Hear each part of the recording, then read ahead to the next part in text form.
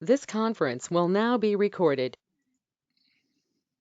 Good afternoon. My name is Bill Garber, Director of Government and External Relations of the Appraisal Institute. Welcome to AI Answers, weekly updates from the world's leading valuation authority.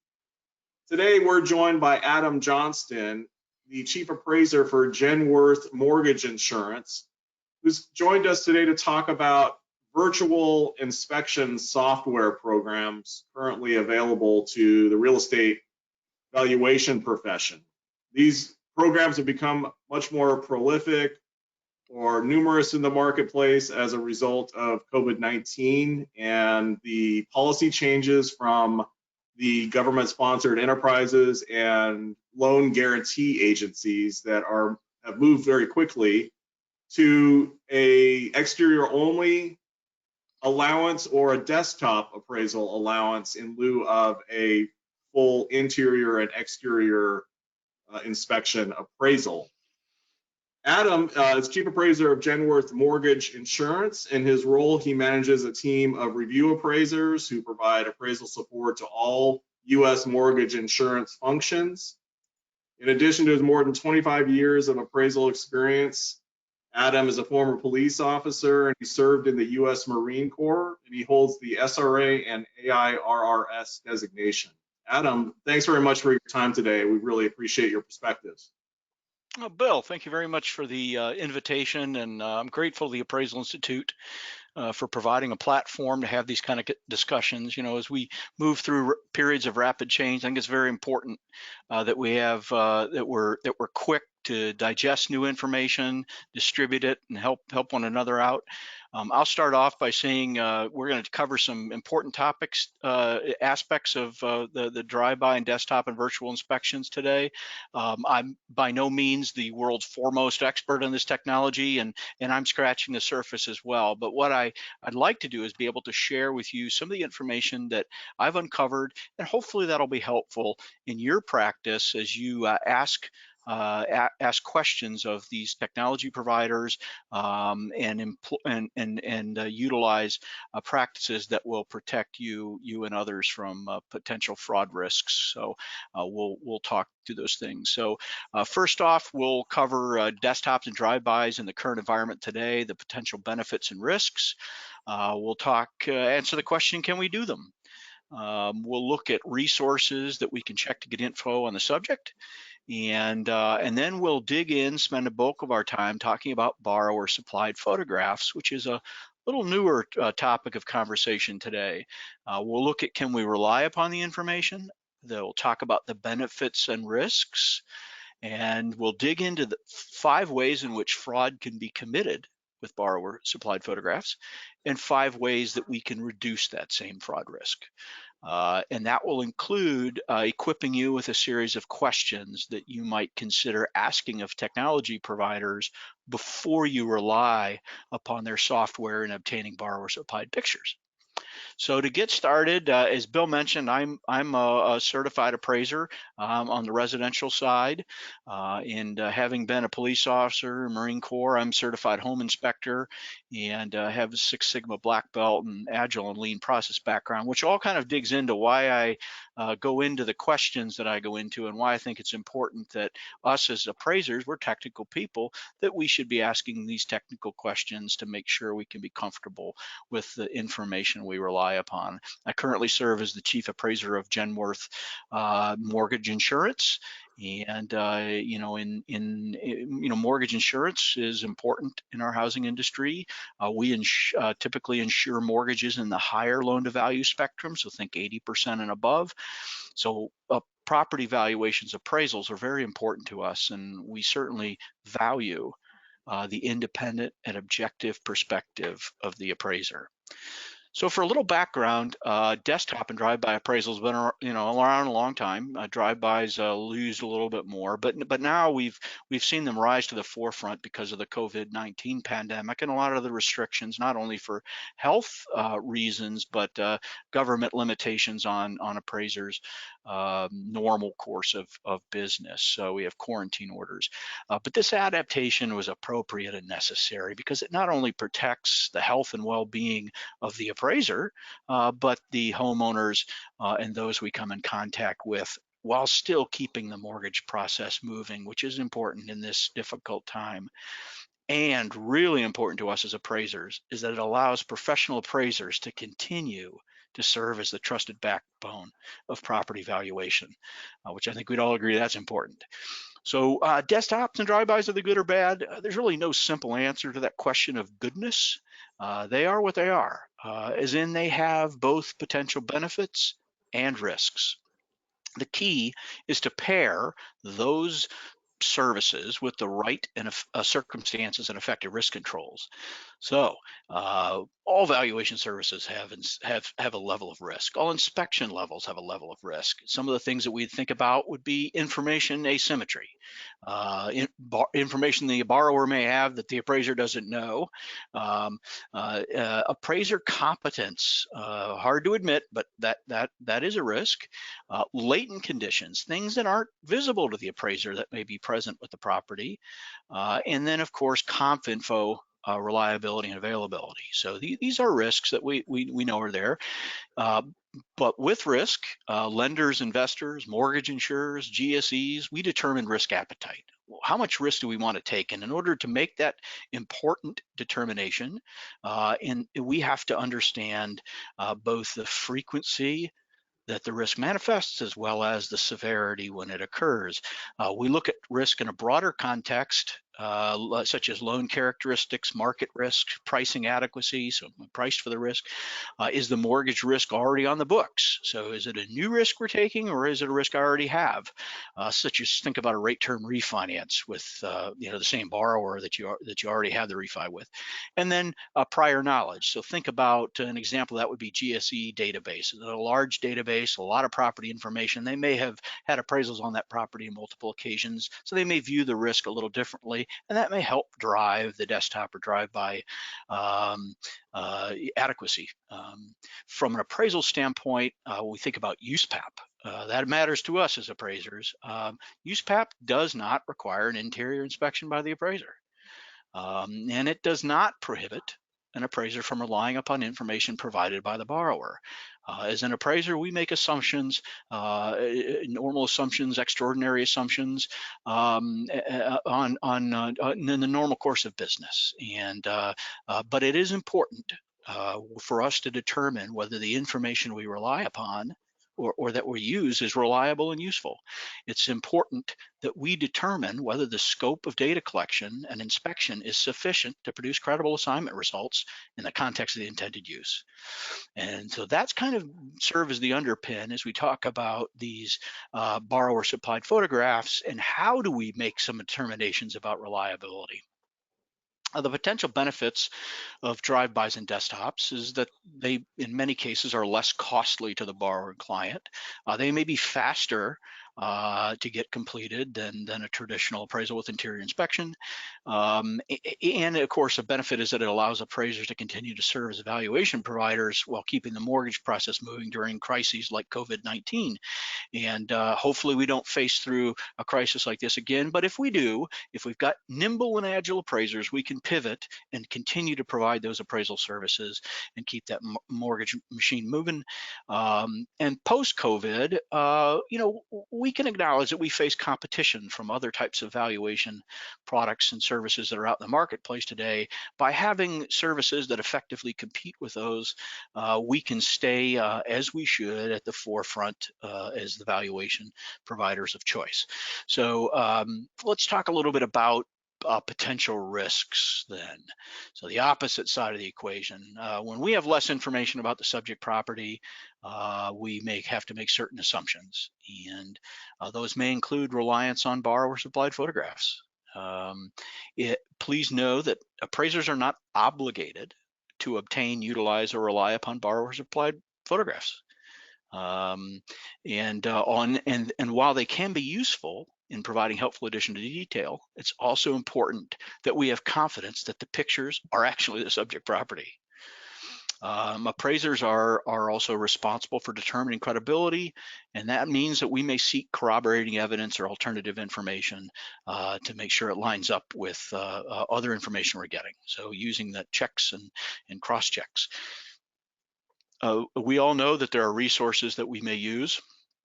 Even when we're doing an interior, we may use these resources, but things like most purchase transactions will have current photographs of the interior of the subject property online. Not all, about it's estimates between 9 and 13% of the sales, the purchase of residential property in this country does not involve the use of a real estate agent or a multiple listing service. And then, of course, refis oftentimes won't have any current photographs, but we can still research for them and find some, and that may help. Aerial maps, street images from some of the search providers, county records, MLS pictures, and many other sources that we know. One that's less talked about in this time of crisis, if you're allowed to get out as an appraiser and drive around, if you feel you need more information about the property, your client may allow you to contact the borrower directly and ask if you could visit the site. Not go inside and have contact with the borrower, but visit the site to walk around it, to gather more information, and also at that same time asking the borrower if they wouldn't mind you peering in the window. So if they give permission to do that, that may be a way for you to gather some more interior information personally. On the topic of borrower supplied photographs, let's unpack that a bit. So we ask ourselves the questions: can we rely upon borrower supplied photographs? We can. As we mentioned earlier, USPAP says that you can rely, but let's talk about the benefits and risks there too.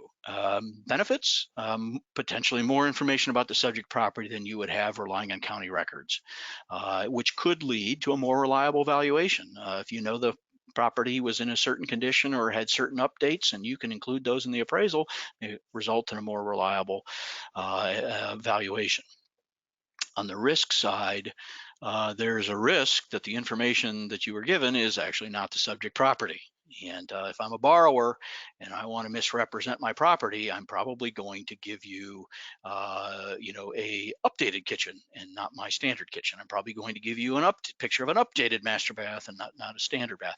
So it's generally going to be in an effort to cause you to overvalue the property. So this is a different dynamic. The borrower is actually supplying information that you oftentimes can't validate yourself for the purpose of directly influencing the outcome of the appraisal. So we want to make sure that we have a reason or a rationale for relying upon that information before we incorporate it.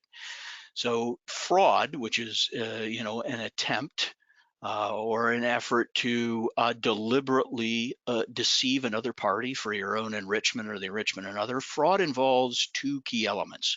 One is a motivation or incentive, and the other is an opportunity. Now, of course, on the motivation side of the equation or the incentive, borrowers have an incentive to get a loan. If they didn't want a loan, they wouldn't be applying. So there's some benefit they're trying to get in getting a loan. So that's their motivation. Do they have opportunity? Of course, when we enable the borrowers to supply those information about the interior that we can't oftentimes validate ourselves, that's the opportunity to commit. So, but fortunately, there's some things we can do to limit fraud risks that we're going to talk about in a minute.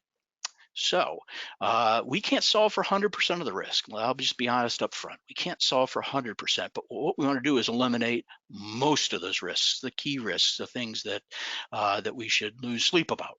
And that's called minimizing the attack surface, minimizing the opportunity. So let's talk about 5 ways fraud can be committed. The borrower could take one or more interior pictures of a better house instead of their own and submit them as if it was theirs. They could take pictures from their computer screen or of an image they found on the internet and represent it as being theirs.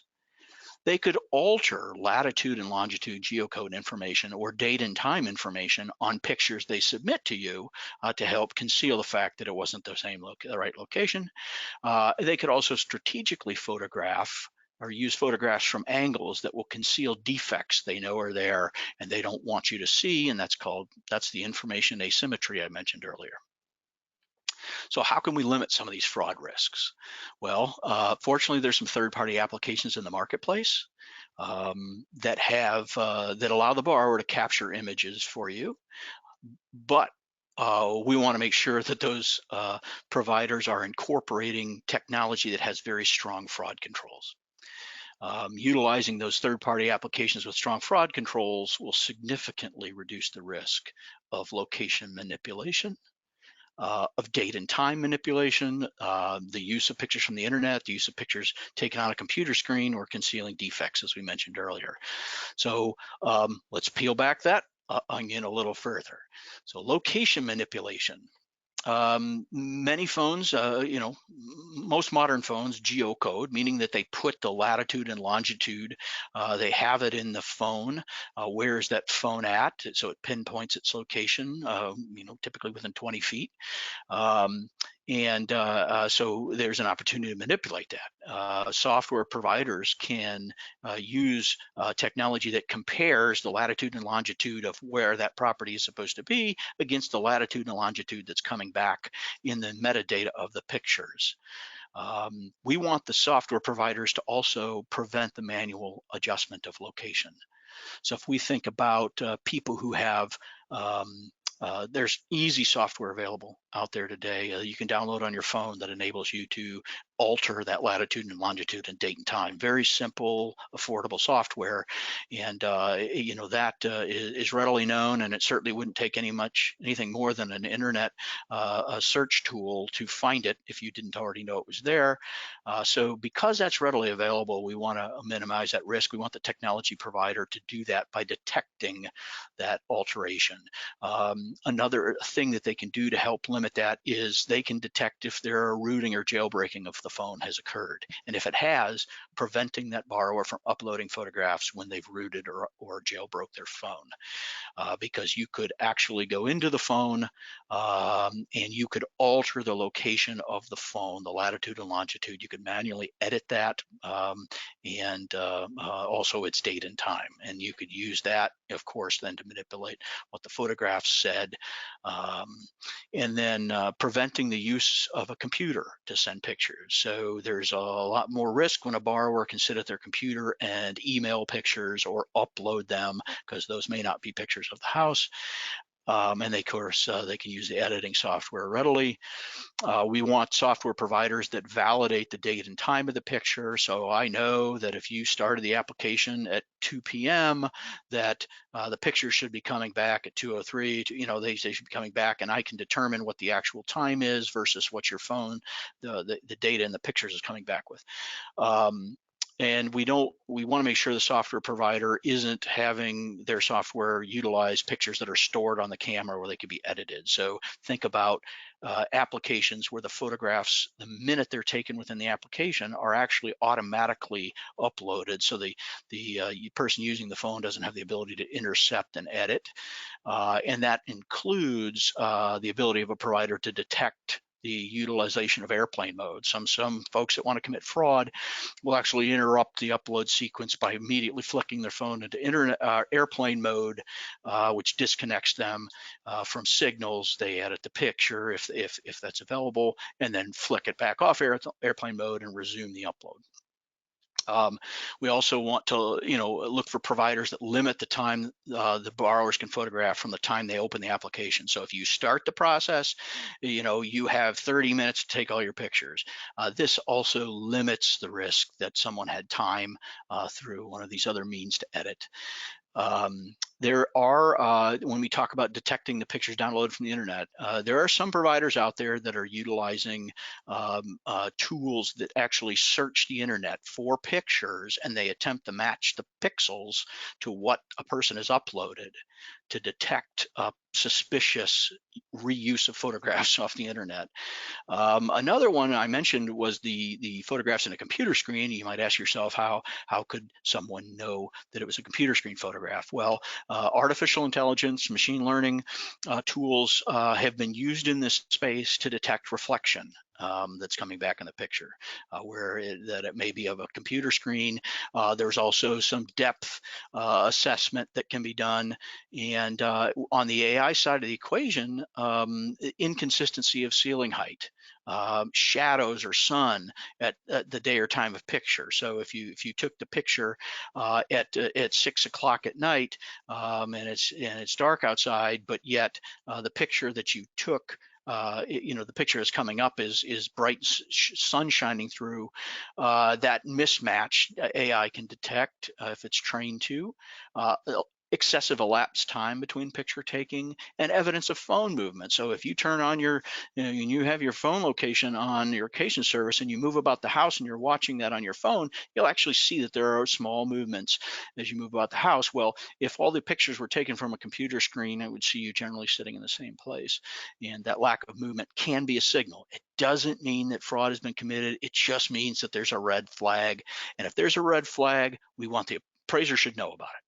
And so we want the software to tell us that. To a lesser extent, when we think about condominiums located in high-rise buildings where the location will show up correctly as the latitude and longitude, the person getting the loan may be on the 4th floor unit, knows somebody in the penthouse, and they're up there taking the pictures and representing them as their house.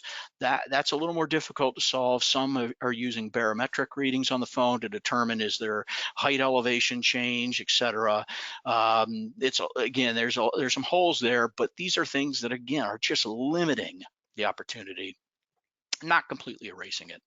And then when on the last one, we mentioned the risk of concealment. So the borrower taking a picture at a strategic angle to conceal defects. Reducing the risk of that can be things like the software provider requires the borrower, when they say, okay, I'm doing my kitchen, they are required to submit multiple pictures of the kitchen. And if they don't submit those multiple pictures, it doesn't allow them to complete the process. That way, when you get a report back, if you see that there are multiple pictures, but they're all of the same angle, you know the borrower is trying to conceal something, or you can suspect it. And that might cause you to say, I'm not going to rely upon this data because I'm not comfortable that something nefarious isn't going on in the background. So the software that you rely upon or that you're vetting, you want to look for it alerting you to suspicion, and that can be it individually tags photographs and tells you its confidence level. There's lots of ways it does that, but look for that feature. One of the things that I'd recommend, not only to you but to those who build the software, is watermarking the picture, so that if the appraiser incorporates the picture in their appraisal report, that the reader will also see that it was a low confidence level picture. And then they can ask the appraiser why the appraiser chose to include the picture and how they relied upon it, knowing that it had a low confidence level from the system.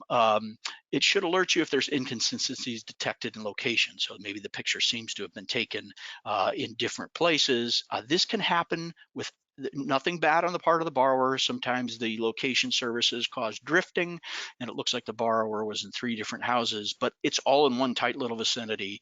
And the appraiser may look at that and say, hey, you know what? I'm okay with that because the pictures are consistent inside, and it's kind of random how the pictures floated around inside and outside the house. So I'm okay with that. But you as an appraiser should be able to make that determination.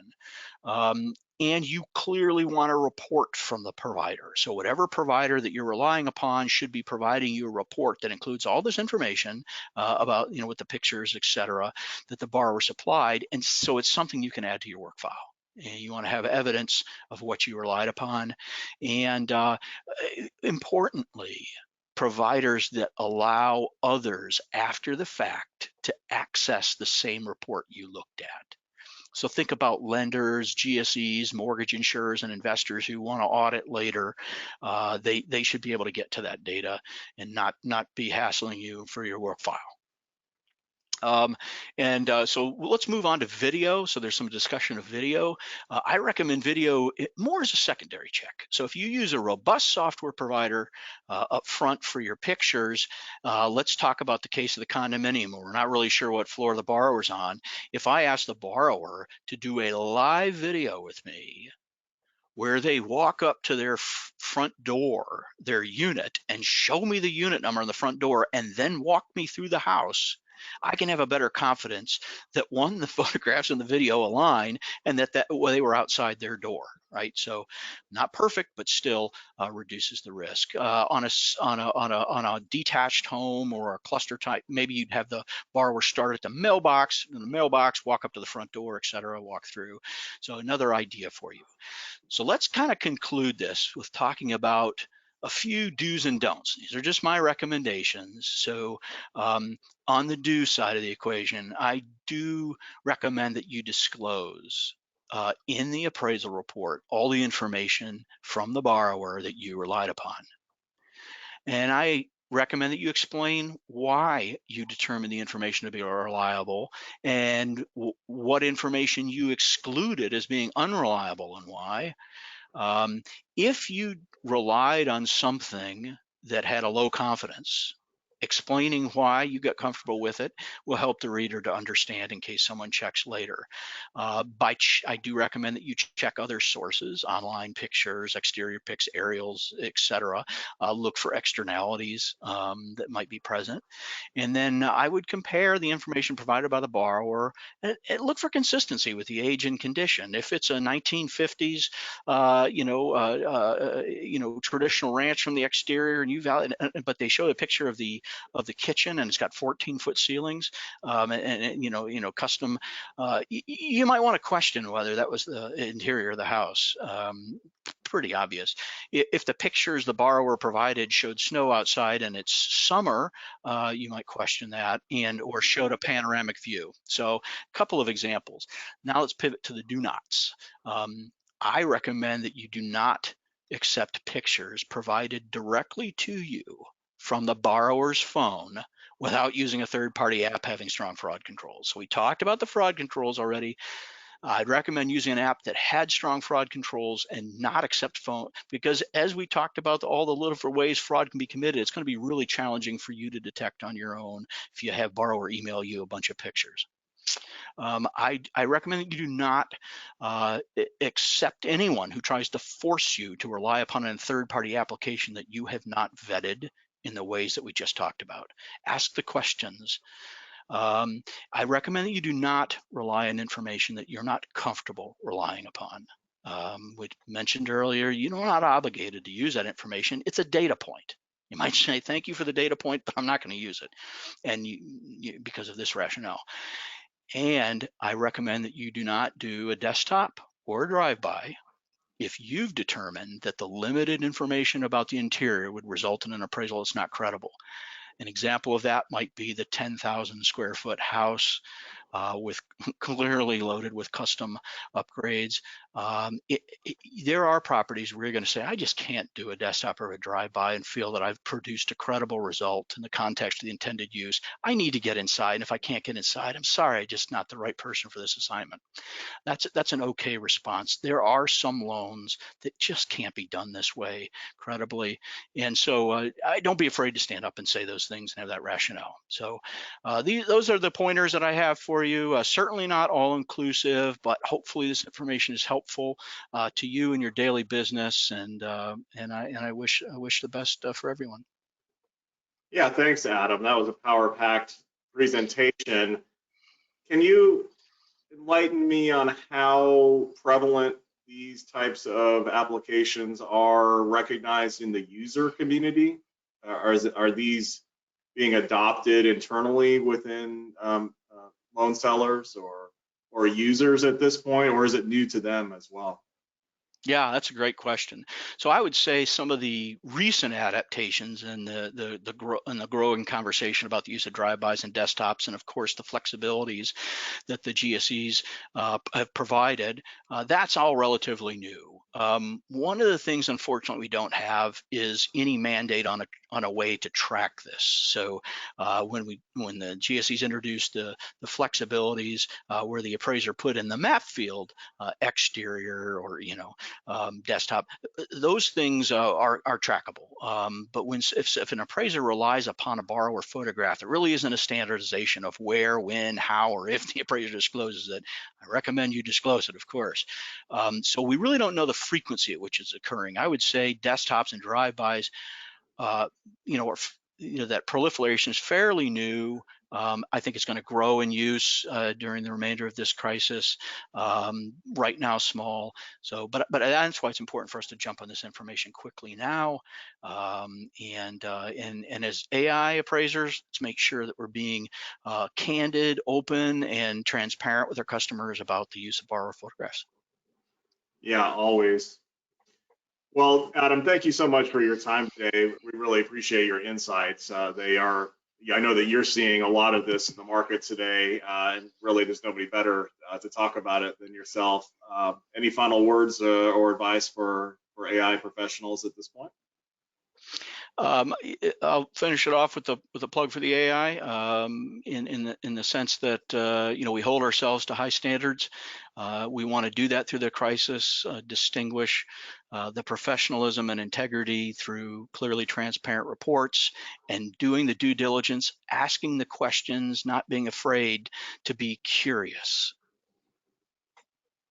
Thank you, Adam Johnston, Chief Appraiser with Genworth Mortgage Insurance.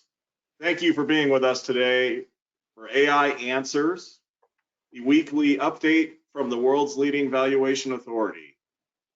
Have a great day.